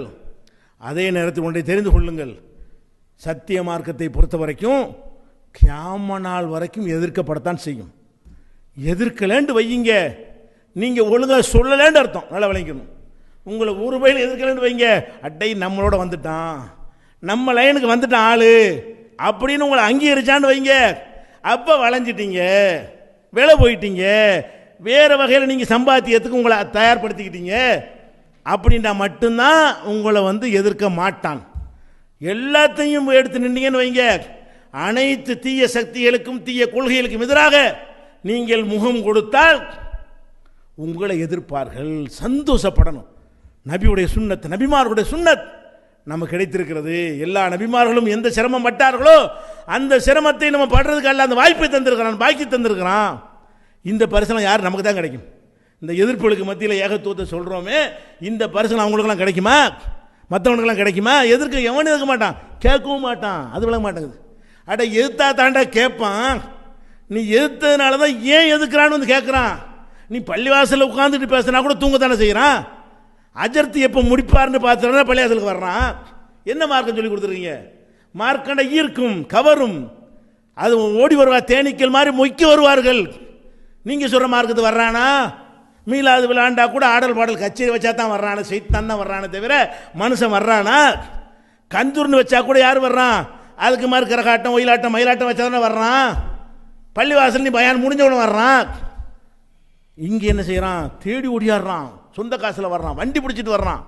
எங்கெங்கேயே இருந்து இந்த மண்டபத்தை நிறைத்திருக்கிறீர்கள். நடிகனை பார்க்கறதுக்கா, கரகாட்டம் பார்க்கறதுக்கா, பாட்டு கச்சேரிக்கா? உண்மையை தெரிந்து கொள்வதற்காக வேண்டி இந்த ஈர்ப்பு இந்த சத்தியத்துக்கு மட்டும்தான் இருக்கிறது. இதை விளங்கி நடக்கக்கூடிய நன்மக்களாக அல்லாஹ் ரப்புல் ஆலமீன் உங்களையும் எங்களையும் ஆக்க வேண்டும் என்று பிரார்த்திப்போம். இதுக்கெல்லாம் அங்கே இருக்கக்கூடிய நிர்வாகிகளும் மக்களும் சரி, கலங்கி விடாதீர்கள், நல்லது நினைங்கள். நீங்கள் நல்லது என்று நினைத்தீர்களே ஆனால் அதற்கேற்ற அளவில் அல்லாஹ் என்ன செய்வான்? முன்னெடுத்து தருவான். நம்ம வருவதை தடுத்தது வெக்கப்பட அவங்க தான் படுத்தும். வருவதை அரசாங்க விசாவை கேன்சல் பண்ணால் அந்த அரசாங்கத்துக்கு கேவலம், கெட்ட செயல் செஞ்சவன் கேவலப்படணும். எங்களுக்கு ஒன்றும் கேவலம் கிடையாது. எவன் தடுக்க முயற்சி பண்ணானோ அவன் கெட்ட செயலை காரி துப்புறானா இல்லையா? இந்த செயலை செய்தவர்களை நடுநிலையாக இருக்கக்கூடிய நம்ம ஜமாத்தில் இல்லாத மக்கள் எல்லாம் காரி உமிழ்கிறார்கள். நீங்களாம் ஒரு மனுஷனுங்கடா, வெக்கமா இல்லை? இது நேருக்கு நேர் போய் செஞ்சு கேள்வி கேளுங்கடா, எதிர்த்து இருக்கடான்னு கேட்குறாங்களா இல்லையா? அப்படியான